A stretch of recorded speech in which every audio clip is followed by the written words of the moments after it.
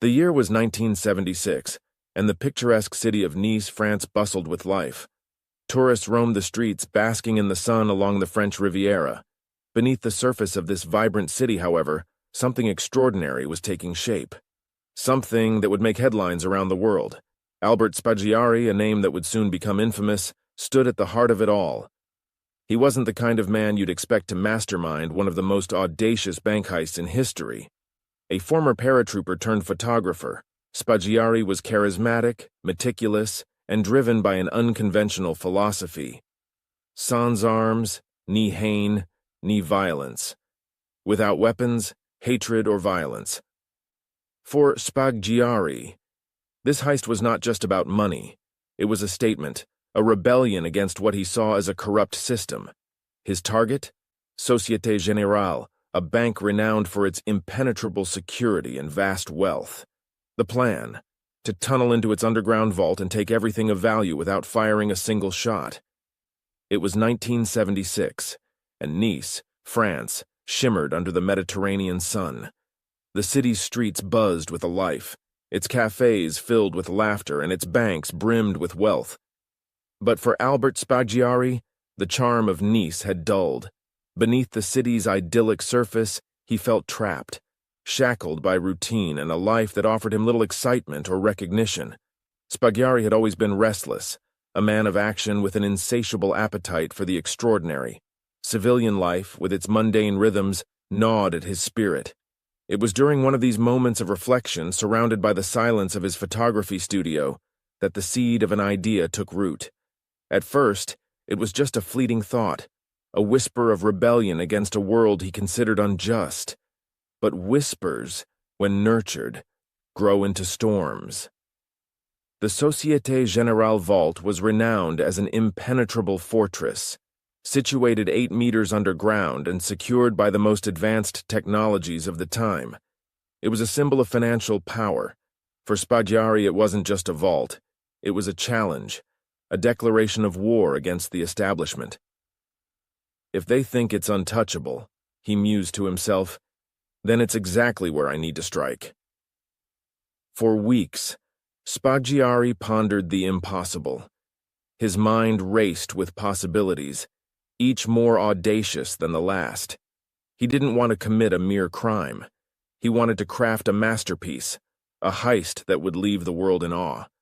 The thought of outsmarting a system he despised filled him with an intoxicating sense of purpose.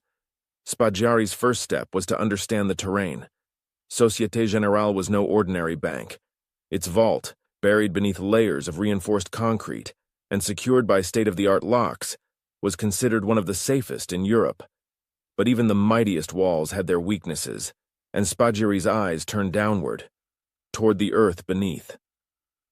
Nice's underground sewer system was a relic of the past, a sprawling labyrinth of tunnels and passages, many of which had been abandoned for decades. To most, it was a forgotten part of the city's infrastructure, but to Spaggiari, it was an opportunity. If he could navigate this subterranean maze, he could bypass the bank's walls entirely. Armed with maps of the sewer system, Spaggiari spent hours studying its layout. Each tunnel, each turn became etched into his mind. The route from an abandoned sewer line to the bank's vault was long and treacherous, but it was feasible. The idea began to take shape, transforming from a vague dream into a tangible plan. This wasn't just a robbery. It was, in Spaggiari's mind, a work of art. Each detail had to be flawless. The precision of the tunnel, the timing of the operation, the silence with which they would enter and exit, it all had to align perfectly. But Spaggiari was only one man, and a vision this grand required a collective effort. He needed hands to dig, minds to calculate, and souls who believed in the dream as much as he did. Recruiting a team wasn't just about skill, it was about trust. Spaggiari began by approaching old acquaintances, individuals with unique talents and, more importantly, a shared disdain for authority. Among them were seasoned diggers, engineers, and petty criminals, each chosen for their specific expertise. He presented the plan with an almost theatrical flair, painting it as a rebellion against a corrupt system. "This isn't just about money," he told them. "This is about proving that the system isn't as invincible as it pretends to be. No weapons, no violence, only intelligence and skill. His charisma was magnetic. Even those who harbored doubts about the plan found themselves captivated by Spaggiari's confidence. He exuded certainty, the kind that could turn skeptics into believers. One by one, they pledged their loyalty, ready to embark on a journey that would take them beneath the city streets and into the pages of history. With the team in place, the next phase was preparation.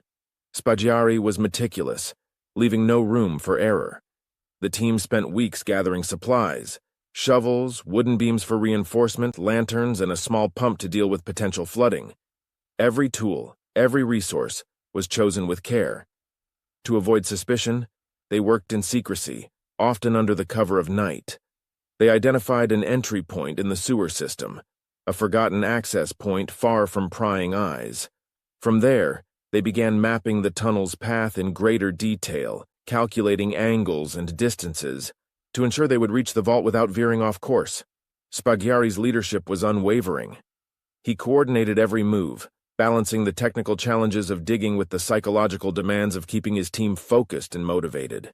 They weren't just digging a tunnel, they were carving a path to immortality.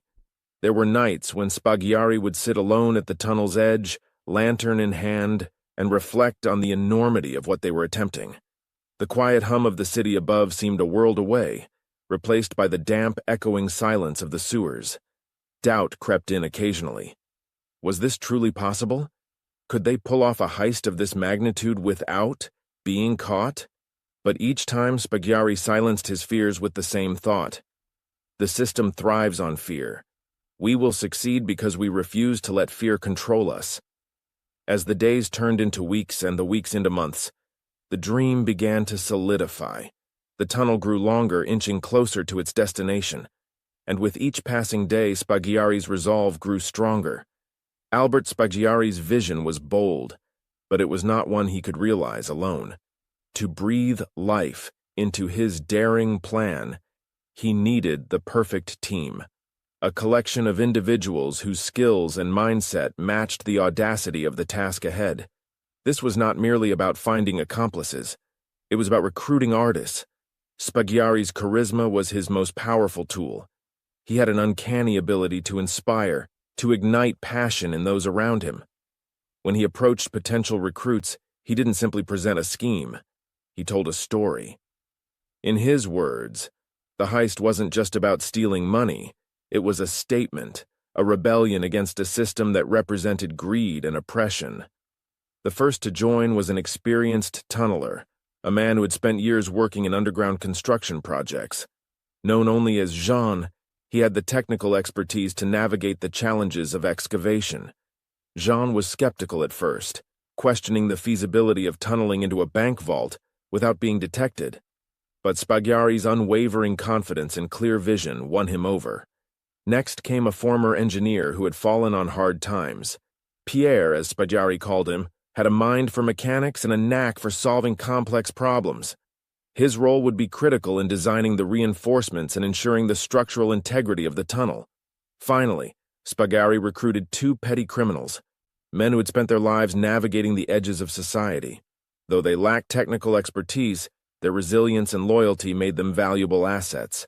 They brought grit to the operation, willing to endure the grueling physical labor required for the heist. Spaggiari painted a vivid picture for his team. This is not just about money. This is about proving that we can outthink the system.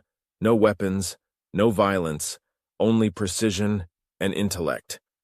His words resonated deeply, turning skepticism into determination. One by one, his recruits pledged themselves to the cause, bound by a shared belief in the vision and an unspoken loyalty to their leader. The work began in the cold, damp winter of early 1976. The team gathered at the entrance to an abandoned sewer line far from the prying eyes of the city. It was here, beneath the bustling streets of Nice, that their audacious plan began to take form. The conditions were nothing short of brutal. The air in the sewers was thick with moisture, carrying the pungent smell of decay and stagnant water. Darkness enveloped them, broken only by the dim glow of their lanterns. Every step forward required navigating slippery surfaces and avoiding the occasional rats that scurried through the tunnels. Using simple tools, shovels, pickaxes, and wheelbarrows, the team began to dig. Progress was slow, each strike of the pickaxe reverberating through the confined space. The tunnel needed to be precise, following a carefully mapped route toward the bank's vault. A single miscalculation could derail the entire operation. The first challenge they encountered was the soil itself. Some sections were dense and packed with clay, requiring brute force to break through. Others were loose and prone to collapse, necessitating immediate reinforcement. Jean, the tunneler, took the lead here, instructing the team on where and how to brace the walls. Wooden beams were cut to size and installed at regular intervals, creating a makeshift skeleton that held the tunnel together. Flooding quickly became a persistent issue. Groundwater seeped into the tunnel, pooling at their feet and threatening to drown their progress. Pierre, the engineer, devised a solution: a small hand pump that could be used to remove the water. It was a tedious process, often requiring hours of work just to clear enough water to continue digging. Despite the grueling conditions, Spaggiari remained a constant source of motivation. He worked alongside his team, sharing their burdens and leading by example. Whenever morale began to dip, he would remind them of their shared goal. "Every centimeter we dig brings us closer to history," he would say, his voice steady and reassuring. Spaggiari understood that this was not just physical labor. It was a psychological battle. The monotony of digging, the oppressive darkness, and the ever-present fear of discovery weighed heavily on the crew. To break the tension, Spaggiari often turned to humor. He would recount stories from his days as a paratrooper, tales of daring missions and close calls. These moments of levity brought the team closer together, creating a bond that went beyond the operation. Small victories were celebrated as milestones. When the team successfully installed their first wooden brace, there was a collective sense of accomplishment. Each day, the tunnel grew longer, inching closer to the vault that lay tantalizingly out of reach. As the weeks turned into months, the tunnel began to take shape. The team had dug several meters, each centimeter a testament to their perseverance. But with progress came new dangers. One night, as they worked late into the evening, a section of the tunnel began to collapse. The soil shifted, sending a cascade of dirt and debris into the narrow passage. For a moment, panic took hold as the team scrambled to secure the structure. Jean and Pierre acted quickly, installing additional reinforcements and stabilizing the walls. It was a stark reminder of the risks they faced and the fragile nature of their endeavor. There was also the constant threat of discovery. The team operated in silence, their movements calculated to avoid detection. But the noise of digging, no matter how muted, carried faintly through the sewers. Each time they heard footsteps above, they froze, holding their breath until the sound faded.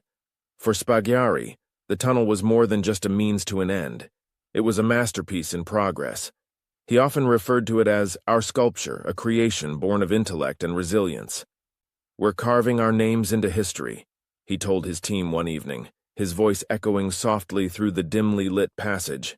"This tunnel isn't just about reaching the vault. It's about proving that we can outthink and outlast anything they put in our way." Under Spaggiari's guidance, the team pressed on. They worked through exhaustion, battling the elements and their own doubts. With each day, the vault drew closer, its promise of wealth and glory spurring them forward. It was a warm, quiet night in Nice on July 16th, 1976. The streets were calm and the city's pulse had slowed under the cover of darkness. Deep beneath the city's surface, however, Albert Spaggiari and his team were preparing to make history. Months of grueling effort, meticulous planning, and unwavering determination had led them to this moment. The tunnel was finally complete, a painstakingly crafted passage stretching from the forgotten depths of an abandoned sewer to the impenetrable vault of Société Générale. Each member of the team stood in silence, lanterns casting flickering shadows on the damp walls around them. There was no need for words. The weight of what they were about to achieve was palpable in the air. Spaggiari, always the motivator, took a moment to address his team. His voice was steady but filled with a quiet intensity. "Tonight we prove that nothing is impossible. We've outsmarted them at every turn. Now let's finish what we started." The vault floor loomed above them, a thick layer of reinforced concrete, designed to withstand any direct attack. For months, this barrier had been the focus of their efforts, the final challenge in a series of seemingly insurmountable obstacles. With careful precision, the team began the process of breaching the floor. Jean, the tunneling expert, led the effort, his hands steady as he wielded the tools that would bring them through to the other side. Each strike against the concrete echoed through the tunnel, a sharp reminder of the stakes. Time seemed to stretch endlessly as they worked. Every sound felt amplified in the silence, every movement weighed down by the risk of detection. The vault above was silent, but the city beyond pulsed with life. Spaggiari's mind raced with thoughts of what lay ahead. Would the noise betray them? Would the authorities discover their plan at the final hour? Finally, after what felt like an eternity, the concrete gave way. A small hole appeared, revealing the glint of metal from within the vault. It was a moment of triumph, a validation of their months of effort. Spaggiari's heart raced as he peered through the opening. The fortress that had seemed untouchable was now within their grasp. One by one, the team climbed into the vault, careful to avoid disturbing its contents unnecessarily. The air inside was cool and sterile, a stark contrast to the damp, earthy smell of the tunnel. Before them lay rows of safe deposit boxes, each one a treasure chest waiting to be unlocked. Spaggiari directed the team with the precision of a conductor leading an orchestra. Each member had a specific role, and every movement was calculated. They pried open box after box, revealing cash, gold bars, and an array of glittering jewels. The sheer scale of the wealth was staggering. For Spaggiari, the moment was not just about the riches, it was about the realization of a dream. As he handled the contents of the vault, he couldn't help but marvel at the irony. The very system that had prided itself on its invincibility had been outsmarted by a team, armed with nothing but intellect and determination. The operation was methodical. The team worked in near silence, communicating only through hand signals and whispered instructions. Every item was carefully packed and cataloged, ensuring that nothing was left behind. The haul totaled approximately 30 million French francs, equivalent to $6.67 million at the time, a fortune beyond their wildest dreams. As the team prepared to leave, Spaggiari took a moment to reflect. The vault, once a symbol of impenetrable security, now bore the marks of their presence. For Spaggiari, this was more than a heist. It was a statement, a declaration of their principles and their defiance of the system. From his bag, he pulled out a marker. On one of the vault's pristine walls, he scrawled a simple yet powerful message: Sans armes, ni haine, ni violence. Without weapons, hatred, or violence. It was a final act of defiance, a signature that would immortalize their achievement. To Spaggiari, this phrase encapsulated everything the heist represented. They had accomplished the impossible without resorting to brutality or destruction. It was, in his eyes, a work of art, a testament to human ingenuity and the triumph of intellect over force. With their task complete, the team retraced their steps through the tunnel. The journey back was both exhilarating and nerve-wracking. Each step brought them closer to freedom, but also closer to the risk of discovery. The weight of the stolen goods slowed their progress, but their spirits remained high. Spaggiari led the way, his mind already racing ahead. The heist was complete, but the real challenge was just beginning. They had to disappear without a trace, leaving no evidence that could lead back to them. Every detail of their escape had been meticulously planned, but Spaggiari knew that even the best-laid plans carried risks. Finally, as the first light of dawn began to creep over the horizon, the team emerged from the sewer. They were exhausted, covered in dirt and sweat, but victorious. The streets of Nice remained quiet, oblivious to the historic crime that had just taken place beneath them. As Spaggiari stood in the fresh morning air, he allowed himself a moment of satisfaction. They had done it. They had broken into one of the most secure vaults in France, taken a fortune, and left without a single drop of blood being spilled.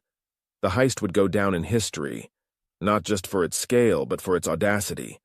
It was a crime that defied convention, carried out with precision and a touch of artistry. For Spaggiari, it was the ultimate expression of his philosophy, a victory of intellect over power, of ingenuity over brute force. The team slipped silently back through the tunnel, retracing the same painstaking path they had dug over the course of many months. The air in the tunnel was damp and heavy, but the mood among the crew was electric. They had done it. Each step toward freedom was a testament to their triumph, their faith in Spaggiari's vision, and their shared determination to defy the odds. Emerging from the sewer system, covered in dirt and exhaustion, they took a moment to breathe in the cool night air. Spaggiari glanced at his team, a faint smile playing across his lips. They had just pulled off one of the most ambitious heists in history, and not a soul in Nice suspected a thing. For the moment, they were untouchable. By the time Société Générale staff arrived at the bank on the morning of July 18th, the crew was already far from the scene. The first signs of the robbery were subtle, an unusual draft coming from the floor of the vault. But as the bank employees investigated further, the full extent of what had happened became clear. The vault, once considered impenetrable, lay in disarray. Open safe deposit boxes and scattered contents bore silent witness to the methodical precision of the heist. The phrase "sans armes, ni haine, ni violence" scrawled on the wall was as shocking as it was perplexing. News of the heist spread like wildfire, captivating not only the residents of Nice, but the entire nation. Headlines hailed it as the heist of the century, and the details of the crime became a subject of fascination. How had such an elaborate operation been executed right under the noses of authorities? The absence of violence made the heist even more enigmatic, earning Spaggiari and his team a level of grudging admiration from the public. For Spaggiari, this public fascination was a victory in itself. He had not only outsmarted the system but also captured the imagination of millions. In his mind, the heist was not just a crime, but a piece of art, a statement that resonated far beyond the vault of Société Générale. The authorities were in chaos. The sheer scale and precision of the heist left law enforcement baffled. How could a team dig a tunnel under a bustling city, breach one of the most secure vaults in France, and escape without leaving behind any clear evidence? Investigators combed the scene for clues, but the meticulous nature of the operation left them with little to work with. The tunnel, though impressive, provided no fingerprints, no DNA, no breadcrumbs leading back to the perpetrators. The only thing they had was the mocking message left on the wall, a declaration of defiance that offered no tangible leads. Spaggiari had anticipated this confusion. Every aspect of the heist had been planned with precision, not just the execution, but the aftermath. The team had taken care to avoid surveillance, leaving no traceable communications or transactions. They were ghosts, vanishing as suddenly as they had appeared. The lack of leads frustrated investigators, but it also intrigued the public. Stories of the heist dominated the news, and Spaggiari became something of a folk hero. To many, he was a modern-day Robin Hood, a man who had challenged the establishment without resorting to violence. For months, Spaggiari and his crew reveled in their success. The stolen fortune was divided and hidden, allowing them to live comfortably while the authorities floundered. But for Spaggiari, the thrill of the heist was not enough. He craved recognition not just from his peers but from the world. This need for acknowledgement would ultimately be his undoing. Unable to resist the temptation, Spaggiari bragged about the heist to an acquaintance, a moment of pride that set off a chain of events leading to his arrest. In a quiet raid, law enforcement apprehended Spaggiari at his photography studio. As he was led away in handcuffs, he remained calm, even smiling at the cameras. He knew his arrest would only add to the legend. During his trial, Spaggiari proved himself a master of charm and rhetoric. He presented himself not as a criminal, but as a visionary, a man who had challenged the system and won. His demeanor captivated the media and his words resonated with the public. This wasn't about money, he declared. It was about proving that intellect and courage can outsmart even the most fortified of systems. Spaggiari's trial was a spectacle, but the most dramatic moment came when he decided to take matters into his own hands. On a sunny afternoon in 1977, during a routine court appearance, Spaggiari made his move. As the proceedings dragged on, he asked the judge for a moment to consult his legal documents. When granted permission, he took advantage of a momentary lapse in security. Spaggiari leapt from an open courtroom window, landing on the street below where a motorcycle waited, engine running. The scene was like something out of a movie. Spaggiari mounted the motorcycle. The rider revved the engine and they sped off into the distance, leaving the stunned courtroom in uproar. The escape was as bold as the heist itself, cementing Spaggiari's place in criminal lore. Despite an international manhunt, Spaggiari was never recaptured. He disappeared into the shadows, living the rest of his life on the run. Rumors swirled about his whereabouts. Some claimed he was in South America. Others believed he had taken refuge in the mountains of Italy. What is certain is that Spaggiari continued to live by his own rules. Even in exile, he maintained his philosophy of defiance and freedom. Friends who managed to contact him during these years described a man who was unapologetic and at peace with his choices. For Spaggiari, the heist and his subsequent escape were not failures but triumphs, a testament to his ingenuity and courage. Albert Spaggiari's story remains one of the most fascinating chapters in the history of crime. The Société Générale heist was more than a theft. It was a meticulously crafted masterpiece, a rebellion against a system Spaggiari viewed as corrupt and oppressive. To this day, his name evokes a mix of admiration and controversy. For some, he is a criminal who evaded justice. For others, he is a symbol of resistance, a man who proved that even the most powerful institutions are not invincible. Spaggiari's legacy is etched not only in the annals of crime but in the collective imagination of those who dream of challenging the impossible. His heist was not just an act of theft. It was a statement, a work of art that continues to inspire and intrigue decades later. In the annals of modern crime, the Société Générale heist stands as a singular event. It wasn't just the staggering amount stolen, 30 million francs, approximately $6.67 million in 1976 dollars, that captured the world's attention. Nor was it simply the daring nature of tunneling beneath a bustling city to penetrate an impenetrable vault.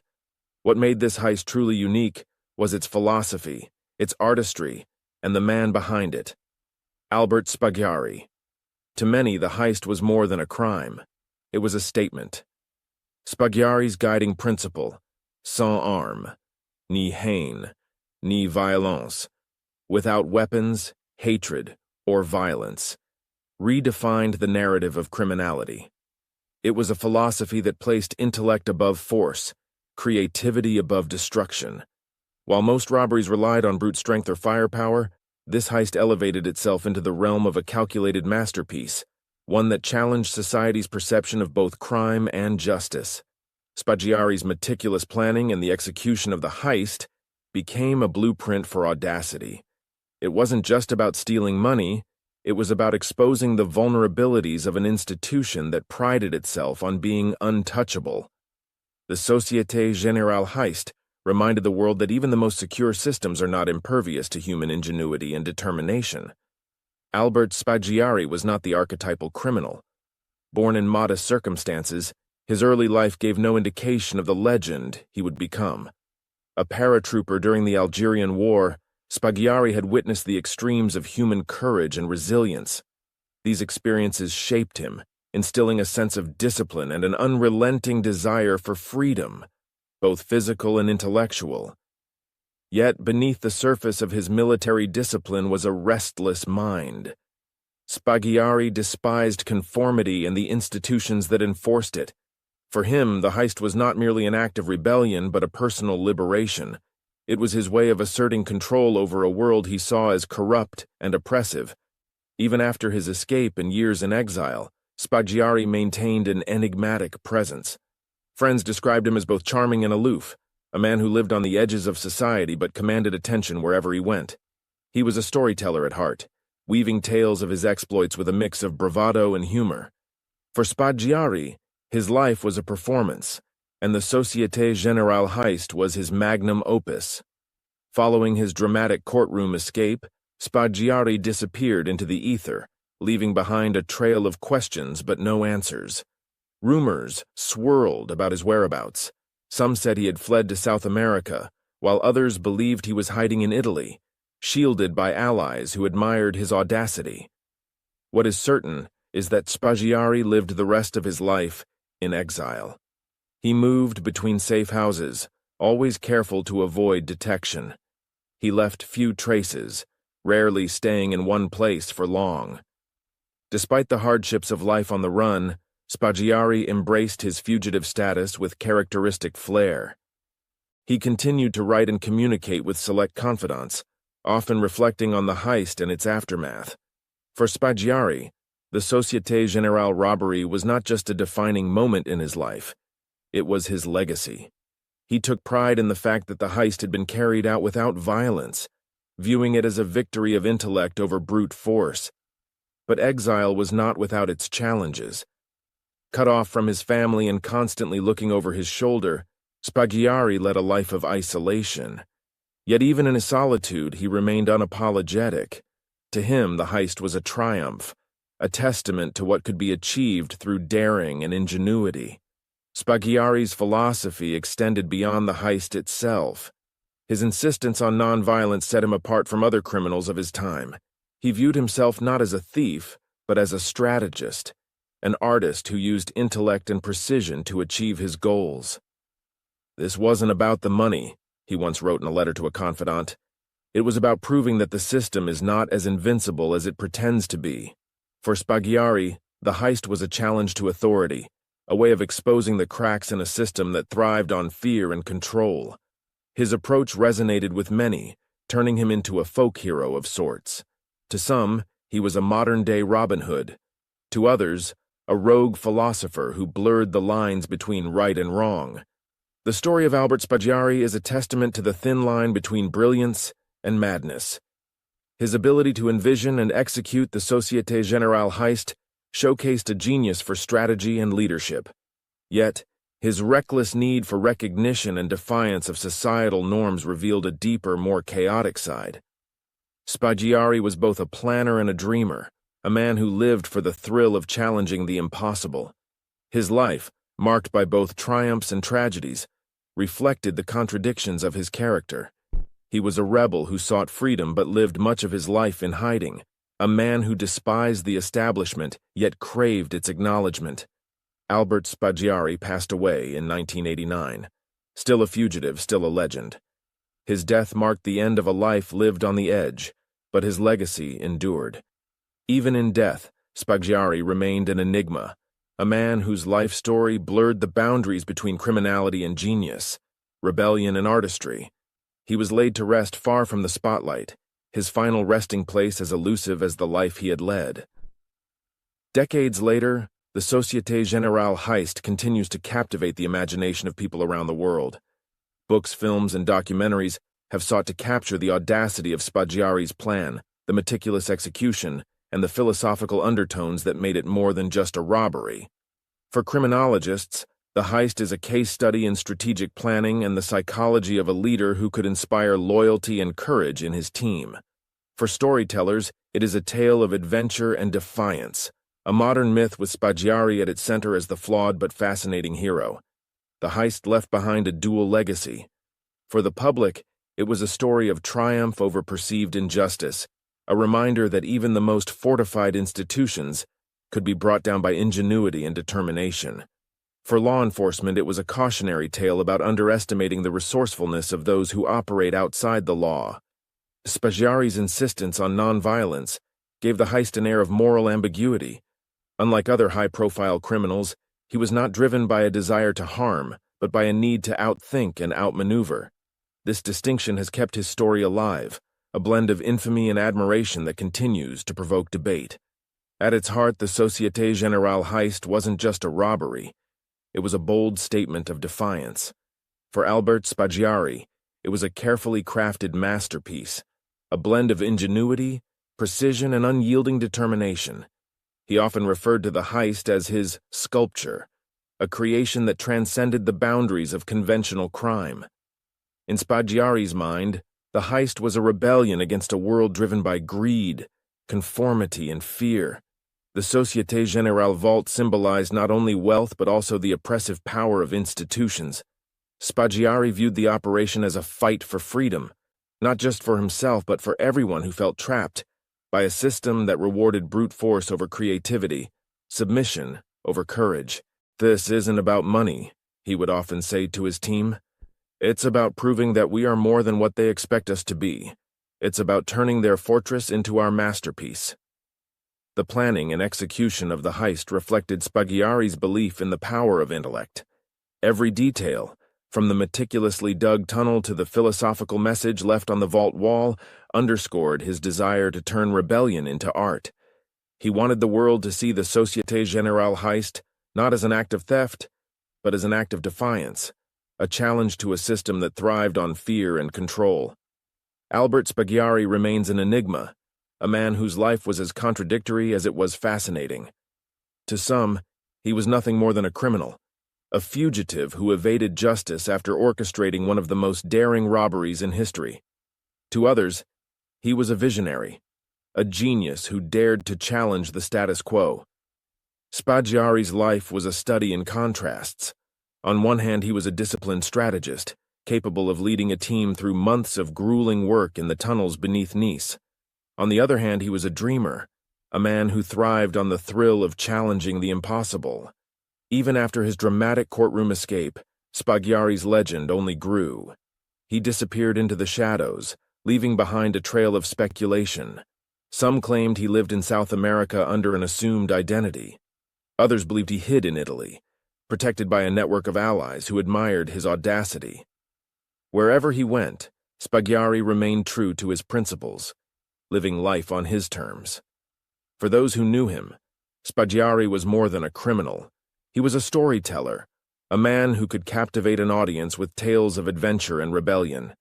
He reveled in the mystique surrounding his name, crafting his own narrative even as the world speculated about his fate.